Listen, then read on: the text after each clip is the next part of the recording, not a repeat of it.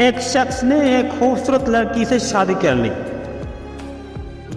बहुत मोहब्बत करता था अपनी बीवी से, मगर एक दिन उस लड़की को जिल्द की कोई बीमारी लग गई, जिससे उसकी खूबसूरती रोज ब रोज घटती जा रही थी। एक दिन उसका शौहर किसी सफर पर निकला तो वापस आते हुए उसे हादसा पेश आया, जिसमें उसकी दोनों आंखें चली गईं। खैर, उनकी अज़दवाजी जिंदगी तो यूं ही चलती रही। उसकी बीवी की खूबसूरती भी मजीद घटती रही, मगर अंधे आदमी को इस बात का इल्म नहीं था, लिहाजा उनकी जिंदगी पर उसका कोई असर नहीं पड़ा।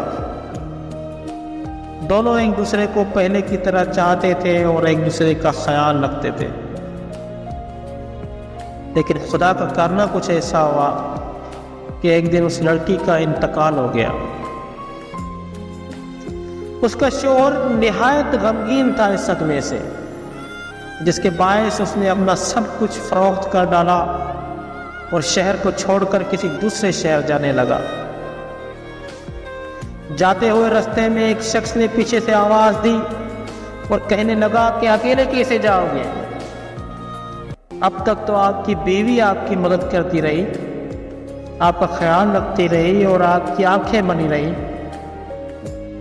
तो अंधे आदमी ने जवाब कहा कि मैं अंधा नहीं था,